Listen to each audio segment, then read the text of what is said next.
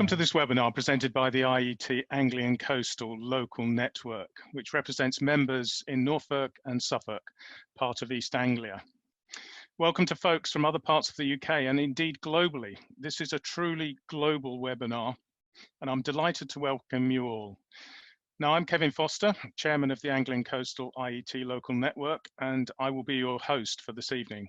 Now, just before introducing tonight's speaker and presentation, I would like to mention our next webinar in the series. It is on Thursday, September the 3rd, and will be presented by Wing Commander Matt Peake, who will talk to us about bringing the F-35 Lightning into operational service at RAF Marham. This will be a fascinating view of one of the world's most sophisticated stealth aircraft. Now, please register early, as I'm sure this will be a very popular webinar, but unfortunately it cannot be recorded. So if you're interested in the webinar, please register early. So back to this evening, and staying with popularity, we are fully booked for tonight's webinar given by Professor Andy Sutton. Now, before I introduce Andy, I'd like to go quickly through a little housekeeping which will ensure a smooth operation tonight. We will leave questions until the end of Andy's presentation. So please, if you think of a question, please use the Q&A panel in Zoom, not the chat panel. So if you wiggle the mouse near the bottom of your screen, you will see it on the Zoom taskbar, and you can select chat or Q&A. So for questions, please use the Q&A tab, and we'll collate all the questions that way. Now, if we don't have time to cover all the questions, we'll capture them and ask Andy to reply offline. And again, we'll collate these and publish them afterwards. Now, we will be recording the webinar, and we will make sure the presentation and Q&A are made available afterwards on our IET community website. So without further ado, I am delighted to introduce Professor Andy Sutton. Andy is a principal network architect within BT Technology, where he is responsible for 4G and 5G radio access network architecture evolution, mobile backhaul strategy, and architecture and aspects of 5G end-to-end network design. Now, Andy started his career in telecoms back in 1985 and has extensive experience of fixed and mobile telecommunications, network strategy, architecture, design and planning. He holds an MSc in mobile communications, and he's a chartered engineer and also a fellow of the IET, and he holds 2 visiting professorships with the School of Science, Engineering and Environment at the University of Salford and the Department of Electrical Engineering and Electronics at the University of Liverpool. Andy's experience is in mobile network design, covering 2G, 3G, 4G and 5G, and he was a major contributor to the launch of the UK's first 4G and 5G mobile network. So Andy, with that, over to you. Well, thank you very much, Kevin, for that kind intro, and thanks to the Anglian Coastal Network for the invitation to come along this evening and talk about 5G. We titled this evening's talk as 5G Demystified, the what, when and where. So we'll dig into a little bit of detail about what 5G really is, what it is today and what it will become tomorrow, because 5G is a technology like no other in scale of its ambition to address a broad range of use cases. This is an exciting kind of technical network design challenge which will evolve over time as 5G touches more and more of our digital lives. So what I'd like to cover in the presentation is firstly spend a little bit of time talking about 5G services and performance requirements. What are the capabilities of 5G and what must it deliver as a network as it evolves? And then we'll cover spectrum. Spectrum's the very lifeblood of mobile operators. And then there are 2 modes of operation which you often hear about when you discuss 5G: non-standalone and standalone. And we'll explore those 2 modes of operation and how we evolve from one to the other. But we'll also explain why non-standalone access was brought in initially. Then we'll take a look at the mobile backhaul, transmission network, and the concept of edge cloud. Where does edge fit in mobile networks? And then what have we achieved so far in terms of rolling out 5G? I've put some further information, additional kind of reading in there as well for those who wish to follow up, and then we'll summarize. So firstly, it's very rare you see a presentation on 5G without seeing this ITU triangle. And this is a perfect representation of 5G in terms of identifying the three key areas of development. Firstly, enhanced mobile broadband, followed by ultra reliable and low latency communications, and then massive machine type communications. So if we start with enhanced mobile broadband, we're talking about delivering long-term up to 20 gigabits per second as a peak data rate in a cell site. So probably few applications requiring that to an individual, of course, but actually that delivers huge capacity to the cell area. And we can see as we go down the right-hand side there, some of the use cases around high definition video, around augmented reality, but also virtual reality, of course, and mixed reality. So some really interesting applications there in terms of training, for example, training and development opportunities. Work and play in the cloud. So delivering that always on connectivity such that you can always access information stored in the cloud. Industry automation is a really important one. And as we go through the presentation, I'll make several references to use cases such as this, because 5G is about so much more than just smartphones. 5G is really about delivering services for things, for the Internet of Things, and enabling a new level of automation across our digital lives. We've got mission critical applications on there, building on the work we're doing in 4G. The one I do have a bit of a problem with on this slide is this reference to self-driving cars. Self-driving cars are by nature autonomous and therefore don't rely on the network. However, the term nowadays, which is probably more relevant, is CAV, connected and autonomous vehicles. Now, by having that connectivity, you can enhance the performance of that autonomous vehicle. And that connectivity could be to the network, it could be to some local edge compute, or it could be to another vehicle. So this concept of vehicle-to-vehicle communications is very important. So we start to see device-to-device communications. And this is something we started to explore in 3G, didn't really take off in 3G. In 4G, we're starting to see the advent of proximity services now for certain critical use cases, and we'll see that concept develop further with 5G. Additionally, if we head towards the massive machine type communication, then we start to think about lots of sensors, but not just kind of low data rate sensors, but actually lots of high definition security cameras, for example, and other home and city automation devices, which could have a whole range of requirements in terms of data rate, reliability, and network latency.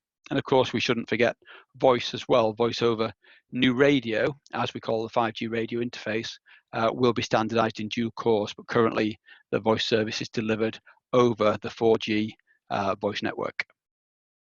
So here's another view of a similar kind of thing. Now, this one's taken from 5G Americas. I particularly like this representation, the way it pulls out human to human, human to machine, and machine to machine communications. Because again, reinforcing what I just said, machine to machine isn't just about low data rate, non-real-time sensors sending the odd bit of telemetry. It's about potentially having some very high capacity applications, high definition or even raw video being interpreted by machines, and then certain actions that trigger an interaction with a human. So you can see a wide range of use cases there, from what we've been familiar with in terms of human-to-human communications. We started off, of course, on our digital cellular journey with 2G. 2G gave us really good digital voice quality. 3G really did enhance the data service we could deliver. 4G sorted out all the problems we had with accessing high quality video communications, while 5G is very focused on things and this kind of machine to machine. And of course, each iteration of technology does what the previous generation did, but actually in many ways it does it better still. So we've got extreme mobile broadband, the virtual reality and augmented reality. We've got mass scale communication, and we'll see some figures in a moment on the density that's expected for machine to machine devices. And then ultra reliable and low latency is an interesting area, because you can kind of separate that out into ultra reliable services and low latency latency services, and generally low latency services are kind of ultra reliable, but the ultra reliable on their own doesn't have to be low latency. So if you take the example of a point of sale terminal on a train for a credit card transaction, that needs to have connectivity, it needs to be reliable, but actually if it takes a couple of 100 milliseconds for that transaction to go through, that's not a problem, which is quite different, of course, to some kind of industrial automation where you're doing spot welds on a production line based upon the speed at which things are advancing. And one of the advantages of the 5G approach to a lot of these applications is you can remove cable. You can remove all the cabling, which makes it a lot more flexible in terms of how you actually change that factory space around, or even in the case of remote surgery. This is often kind of misunderstood in the context of 5G. It's not necessarily operating on somebody the other side of the world, but actually it could be a case of operating on a patient that's in the same room as you.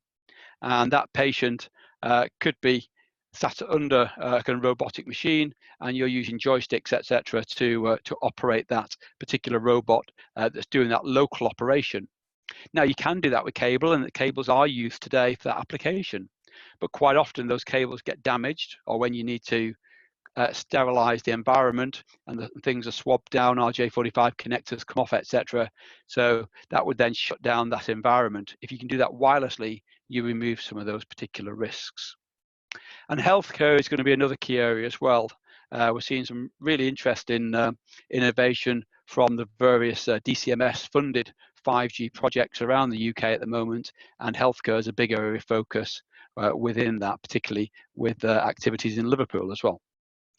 So we've explored some of the use cases. Let's take a look at some of the select parameters. I'm just going to open a few of these up for us. So I mentioned before this downlink peak data rate of 20 gigabits per second. Now, huge figure. Of course, we're not getting that today. But then if we think about the target for 4G LTE, the target was 1 gigabit per second. And we hit 1 gigabit per second around about 2018 with a suitable device and a suitable amount of radio spectrum deployed. And of course, LTE was standardized back in 2008. So it takes a period of time to kind of hit some of these peak rates, but it's a direction of travel. We also see some targets here for spectral efficiency, so incredibly challenging targets there. And again, these are theoretical peak rates. In ideal conditions, we get lower than this in the field. But one of the things we're always trying to do is increase the spectral efficiency in the field. So techniques such as coordination between base stations to reduce interference, and techniques for other mechanisms for mitigating interference will help us to increase that spectral efficiency, which lifts the overall data rate available. But now, unusually, we've actually got some typical experience objectives, which you never had in previous generations of the technology. So we're typically targeting downlink user experience for enhanced mobile broadband of 100 megabits per second and uplink of 50 megabits per second. Now, those not familiar, downlink refers to the connection from the network to the actual user, and uplink refers to the connection from the user device to the network itself. Now, those figures, if you're working on a 4G network today, you're probably thinking, well, I can get that on 4G today, and absolutely you can. But actually, this is a target for a typical user experience in a densely populated area. So trying to get those figures out of 4G in a railway station, for example, at rush hour. Obviously, the current situation is slightly different with COVID, but when the stations are fully loaded, then that's quite a challenging environment. So that's the kind of areas where we'll be deploying huge amounts of capacity over time to support these kind of typical data rates. Now, minimum latency, again, this is something that's often misunderstood about 5G. There was some reference about 1 millisecond some time ago, and that seems to have become the figure a lot of people quote now. But actually, for enhanced mobile broadband, the figure for one-way latency over the radio is 4 milliseconds. So 8 milliseconds two ways, plus a little bit of core network and service platform. You're targeting enhanced mobile broadband latency in the range of 10 to 15 milliseconds. And that will be ample in terms of optimizing the TCP performance for most applications you consume from the internet. We do have this 1 millisecond specification for the ultra reliable low latency communication. And that's one way, that was the ITUR's target. 3GPP, the third generation partnership project, who defined the standards for mobile communications, tightened that target to 0.5 milliseconds. So they'll exceed that minimum requirement, which gives 1 millisecond round time trip on the radio. So realistically, 2 milliseconds could be achievable in a fully optimized local network. And again, we'll talk a little bit about local networks and private networks as we go through the presentation.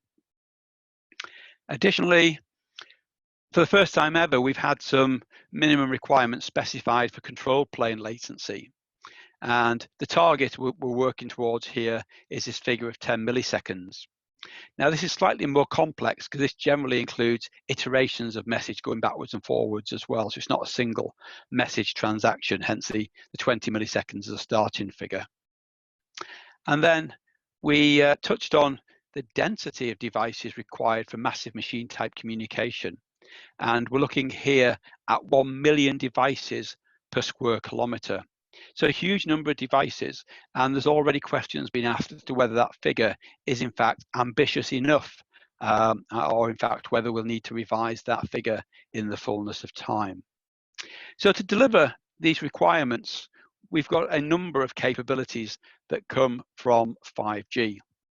We've got new spectrum, and in the fullness of time, spectrum could be allocated anywhere from 400 megahertz up to 90 gigahertz.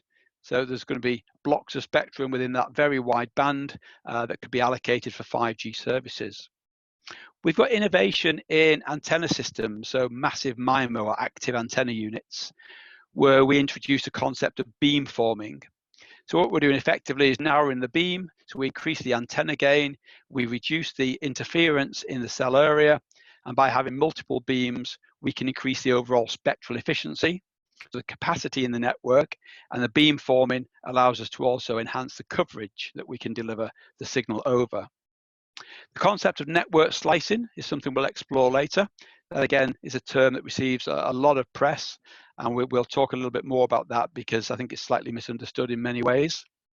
Dual connectivity with LTE. Now this is really important. This is why we have 5G today, because it enables us to deliver greater capacity to support that enhanced mobile broadband journey, which we're all on as kind of smartphone users. And we're going to explore that through a few diagrams and look at the actual architecture. And then also support for cloud implementation and edge computing as well. And that's quite an important consideration when we look at the cost efficiency and optimization of networks. So let's say a few words about spectrum. I mentioned spectrum's a very lifeblood of mobile operators. And Ofcom, along with the Radio Spectrum Policy Group in Europe, identified 3 pioneer bands for 5G in Europe. And this came out of some work we did with the 5G Innovation Centre at the University of Surrey. And the first band to be made available in the UK was within the 3.4 to 3.8 gigahertz band. And that was 150 megahertz that was auctioned off, and there were some existing blocks already owned in that 200 megahertz band. And that auction completed in 2018, and you can see the allocation there. So from my perspective, there's 40 megahertz of spectrum to utilize there. And that spectrum is TDD, time division duplex, whereas most spectrum historically has been FDD, frequency division duplex. But in time division duplex, rather than having a go and return frequency, you actually split the transmit and receive into time slots. So you actually receive for a period of time, and then you transmit for a period of time. And this requires some very tight time synchronization on the network. There's another 120 megahertz in the 3.6 to 3.8 gigahertz band, which is going to be auctioned in January 2021. So that's kind of hot off the press. Ofcom announced that date for the auction just this week.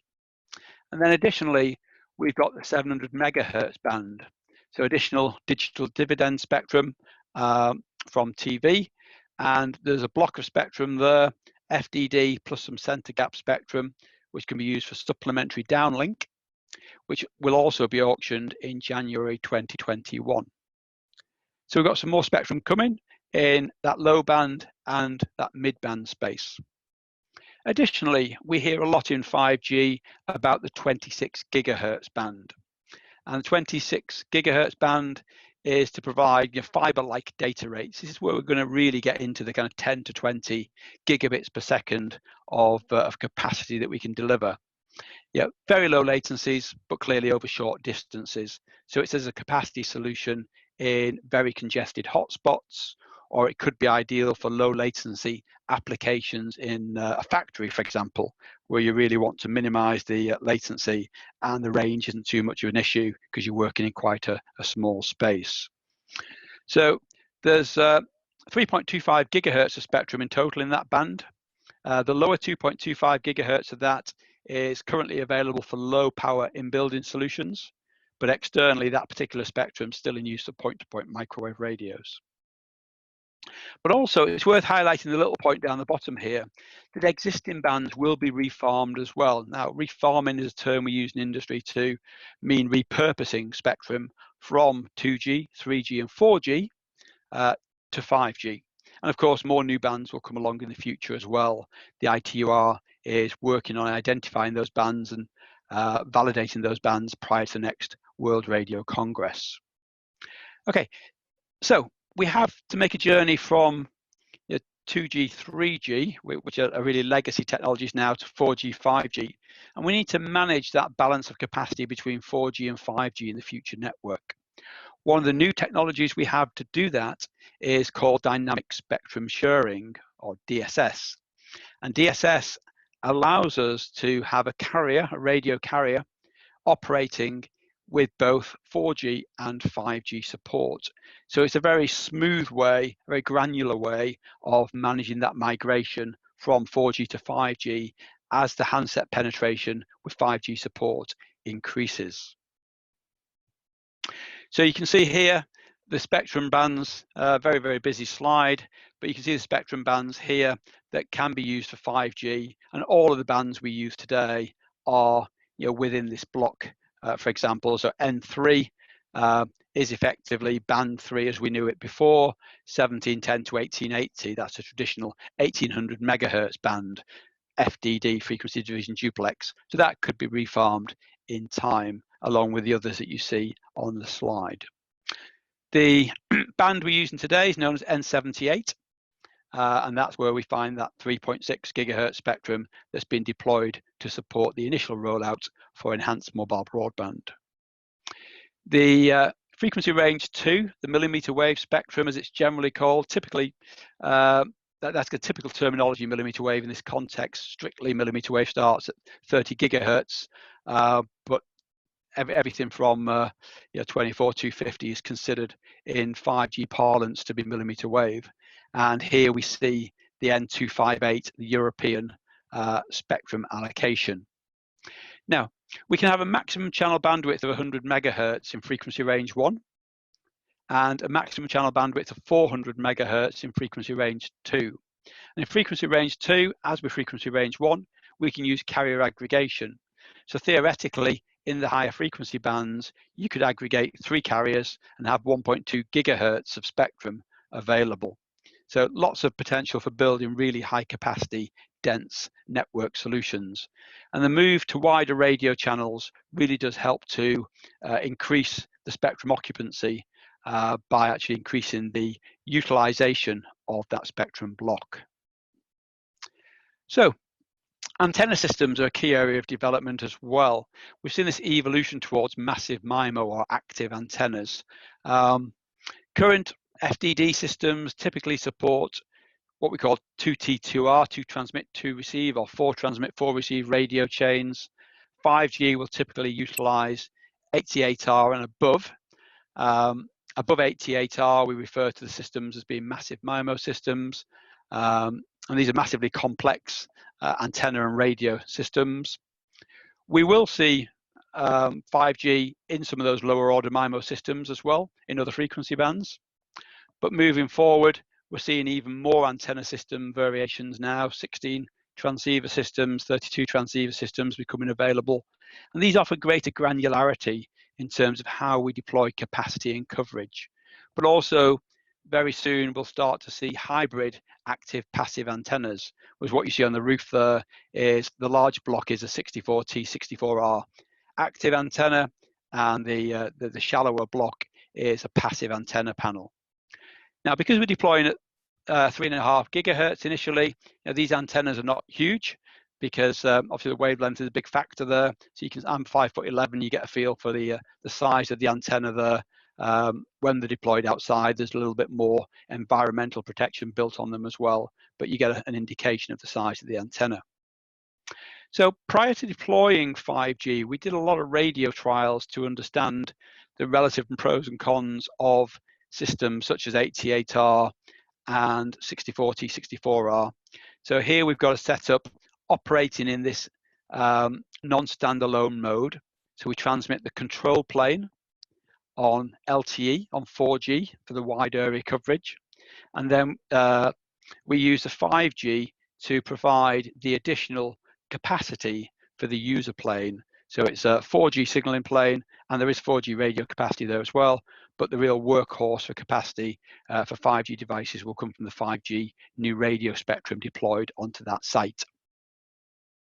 So let's explore that concept of non-standalone architecture in a little bit more detail. It's also known as ENDC, E-Ultra New Radio, E-Ultra referring to the LTE radio interface, New Radio being the term that refers to the radio interface for 5G. So if we're supporting a legacy terminal, we've got our 4G eNode B. Our 5G base station, our G-Node B as we know it, serves no function for legacy terminals. They won't even see it, of course. I've drawn the core network showing a kind of universal gateway. So I've kind of combined the S gateway and P gateway as they are in 4G architecture in this diagram. And we've got the mobility management entity in the center there. That's common. I've called a UGW and a UGW plus simply to differentiate between a legacy EPC, Evolved Packet Core, and a Release 15 Evolved Packet Core that can support this 5G ENDC mode of operation. So legacy terminals, as we can see, don't worry about 5G at all, of course. Interestingly, a legacy terminal or a Release 15 UE that wants to make a voice call will today simply use the LTE network. So the voice over LTE using the IMS system, the IP multimedia subsystem, will support voice. Voice over new radio will come in the fullness of time, but it's not a priority at the moment. We have a perfectly good solution for using the 4G network. Now, where things get really interesting is when we start to do a data session. So if we now look at a data session, we can see we've got a new S1 interface now. So we've switched from the legacy UGW to the UGW plus, the S&P gateway there. We've got the S1 user plane interface, but the control plane still goes via the eNode B. And this is one of 3 options that were available for this non-standalone architecture. This was known as option 3X, which became ENDC. And this is the most common approach.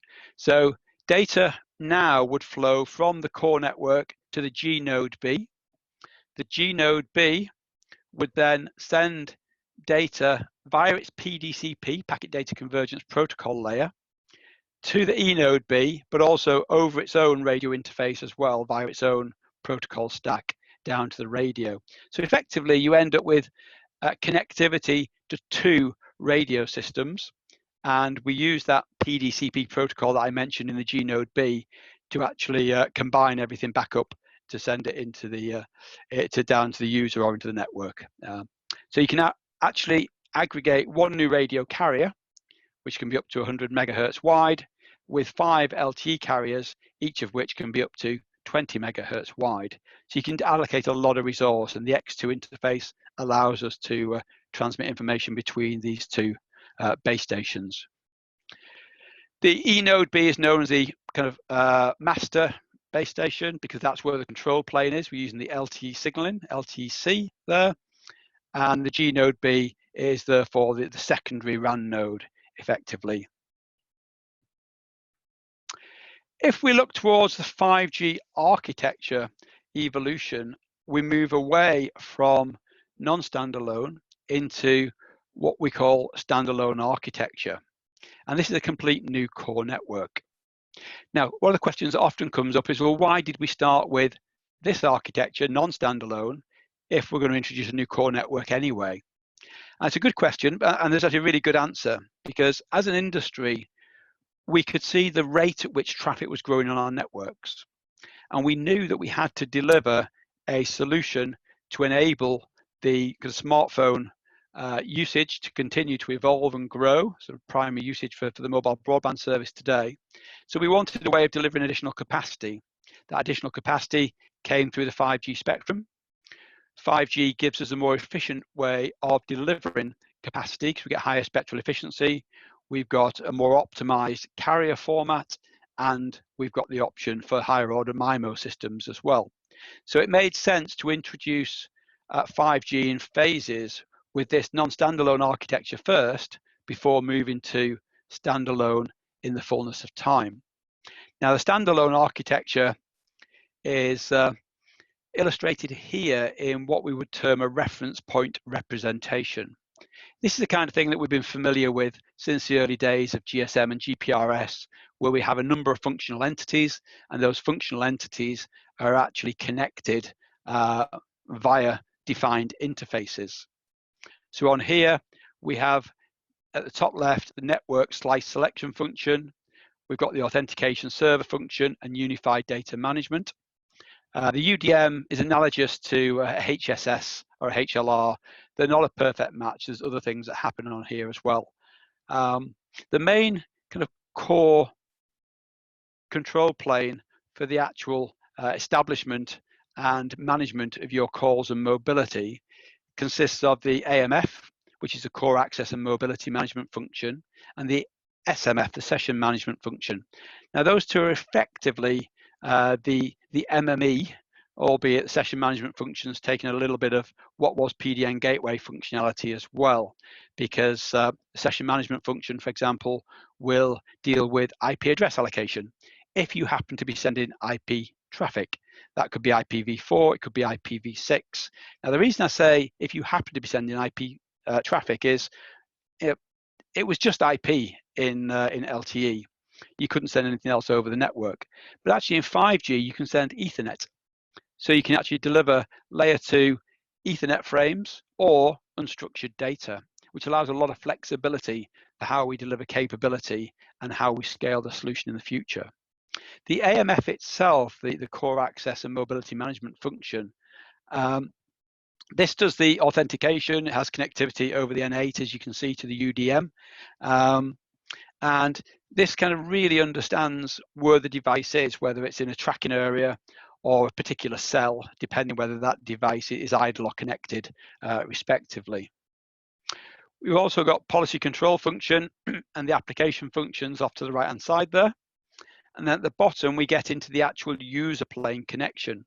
The UE, the user equipment, connects over the new radio interface into the radio access network. And from the UE, you would create a PDU, a protocol data unit session that ran right the way through the network, into which you would map a number of quality of service flows based upon the services the user was requesting. So we connect through the radio access network and into the user plane function, and then out to a data network. That could be the internet, it could be some local content distribution network, or it could be a private network, for example. But actually, whilst this view is something we're very, very familiar with from the evolution of mobile, the reality is this is how we'll actually view 5G in the future, with this concept of service-based architecture. Building upon the principles of network functions virtualization and software-defined networking, we'll actually build that next generation control plane in a little box there on commoditized compute using specialist software run by a cloud operating system. Now, the user plane function itself could be hardware based, or again, that could be virtualized depending on the particular plans of an individual network operator. So this service-based architecture is really important. It's a new way of defining networks and really does play towards this kind of cloudification of networks and a move towards a cloud native architecture in the future. But actually, we need to connect these networks, of course, together. So we often draw these kind of interfaces, N1, N2, N3, but they have to go over not only the radio in the case of N1, N2, but then the signals have to go across the network. So how do we transmit from a radio access network to a UPF and out to a data network? Well, we'll go on to that on the next slide. The timelines for next generation core, typically, a lot of operators are looking at standalone services around about 2022. And in our case, we're looking to geographically distribute those kind of core network nodes to enable lower latency as well. So one of the architectural enablers for low latency, there's a reference to a paper at the bottom there as well, which has got some information on 5G network architecture. So back to that question about how do we connect all this together then? How do we build the connectivity from the base station site through to the mobile core?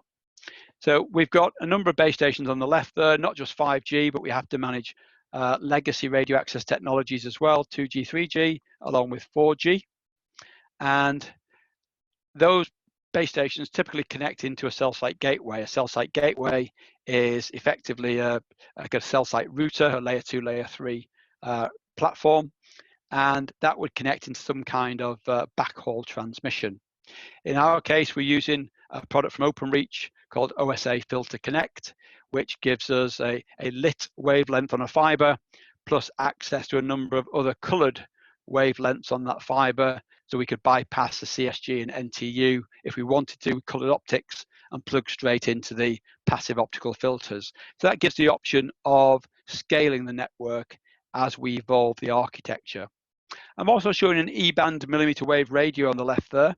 We'll come back to that in a few moments' time, but that gives us a way of extending the reach to connect additional sites in if we don't have fiber access to those particular sites.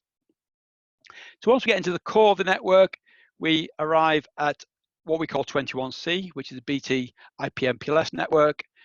We've got our multi-service edge router, our PE router sitting there, and injected into that, we have a resilient primary reference timing clock. So this gives us very accurate frequency and phase or time of day synchronization that allows us to time both the FDD and the TDD radio interface with the necessary accuracy. We then transit our core, and the mobile core nodes will be distributed around the country to a number of locations. That's where you'll also find things like IPsec gateways, content distribution networks as well. So what does some of this transmission kit look like? Here's an example from the lab of the 4G and 5G transmission kit we have in the network today. The top two boxes there, EAD 1000 and the 4G cell site gateway. That's what delivers our 1 gig service, which was quite common to a 4G base station. In 5G, we typically deliver 10 gig to a base station with a higher capacity cell site gateway, and the two units at the bottom, which make up the OSA Filter Connect solution. So the XG210 and a 16 channel passive filter, both those units from ADVA. I mentioned the need for accurate frequency and phase synchronization. So the PRTC clock is illustrated here. We have these distributed around the network rather than being solely reliant upon local GPS on the cell site, because local GPS on the cell site could be susceptible to jamming or spoofing, not necessarily intentional, but if somebody's operating a GPS jammer for whatever reason, it could cause local problems with that time synchronization signal. So by having a distributed time source from the network, we can actually mitigate some of those particular challenges.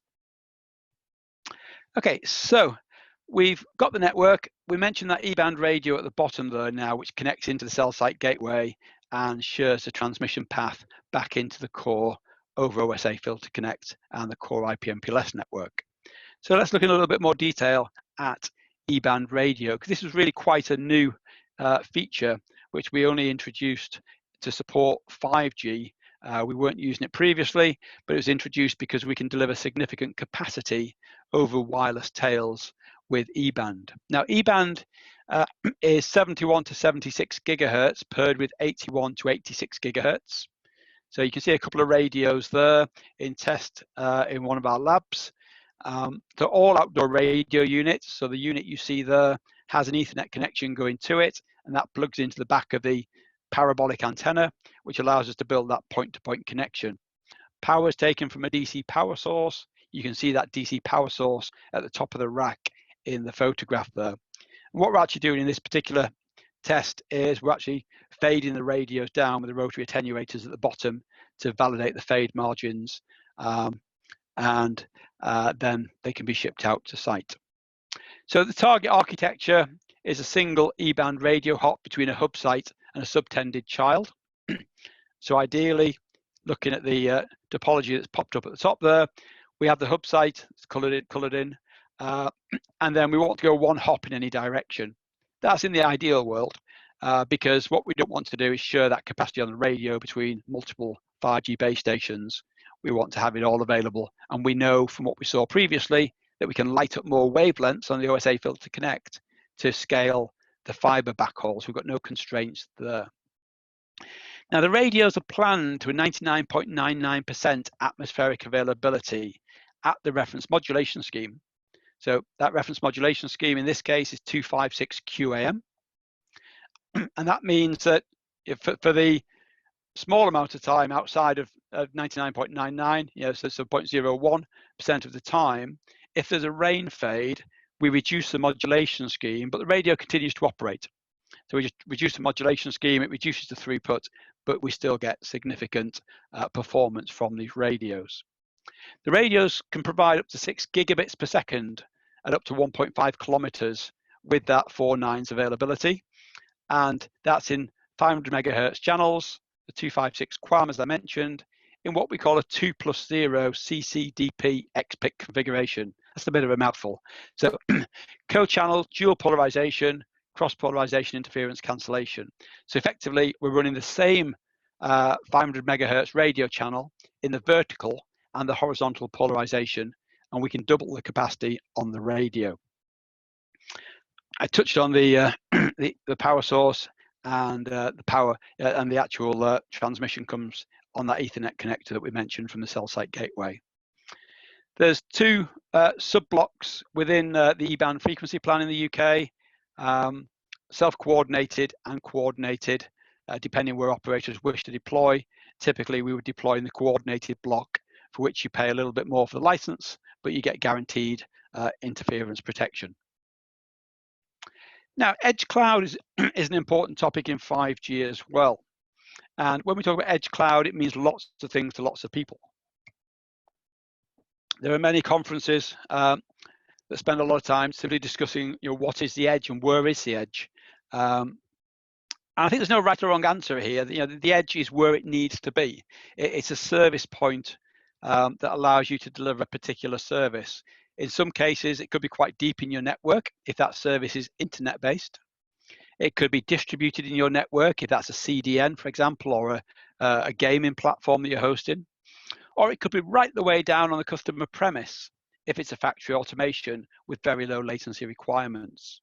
What I'm illustrating here as an example is an edge cloud that could support RAN functional decomposition. So the 5G base station itself can be decomposed into a number of components, and they can be placed in different parts of the network as part of the optimization. It could support a distributed user plane function, that UPF that we saw when we looked at the core architecture, and that would then enable a local service platform. So a lot of how we deliver low latency in 5G is about how we architect the network.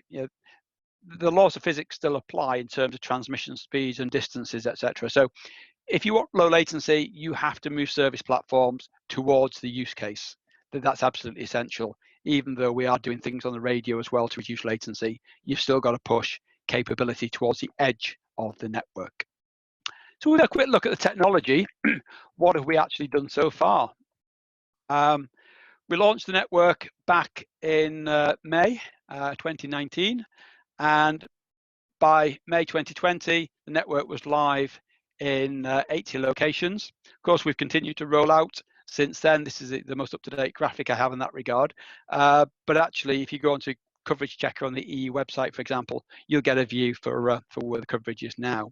A couple of photographs on the left there of our launch event on the Thames, but on the right-hand side, particularly interesting images from some work we did at a number of stations, at rail stations around the UK, where we were demonstrating both virtual reality, so people attending a concert that we laid on from one of the stations, or augmented reality, where people are interacting with various other effects that are going on around the live performance as well. So starting to really explore and demonstrate how 5G can bring some of these services alive.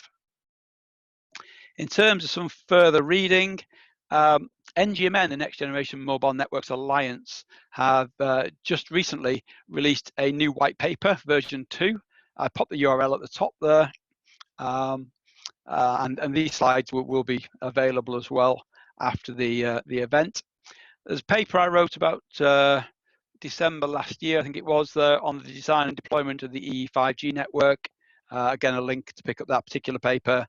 And recently, a really important paper has been produced by the IET Comms Policy Panel, allaying the health concerns regarding 5G and exposure to radio waves. There's a lot of misunderstanding about 5G, and the IET have done a great job at pulling this particular paper together to answer some of those concerns. So again, there's a link there to download that particular paper. So in summary, 5G is going to support enhanced mobile broadband, ultra reliable and low latency communications, along with massive machine type communications. So as I mentioned earlier, incredibly ambitious in the scale of capability we want to support on a single common network infrastructure. 5G opens up new and exciting opportunities for industry verticals, including private and non-public networks. So it's a lot more than just faster internet to smartphones. Private networks or non-public networks are environments that could be built on a campus, in a hospital, in a factory, for example, to deliver specific services. From a security perspective, you could ensure all content that you wish to secure is stored locally on site. And for other services, such as wide area logistics delivering to that factory, you could connect out to a UPF in the wide area network for the massive machine type connectivity services. So lots of agility in the tool set that comes with the various 5G standards. 5G will be deployed across a wide range of frequency bands to address a range of use cases and deployment scenarios.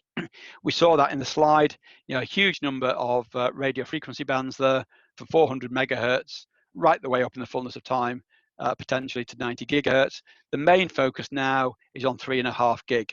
Everything in the UK that's 5G is deployed in that 3.5 gigahertz frequency band.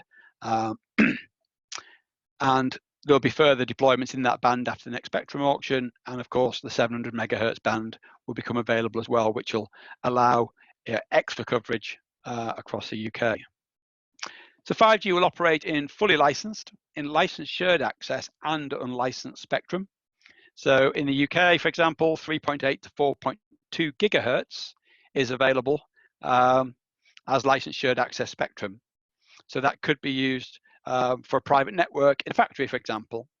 And unlicensed spectrum, there's some spectrum that could be used for NRU, as it's known, so new radio in the unlicensed bands, which was something that was explored as part of the recent release of standards from 3GPP.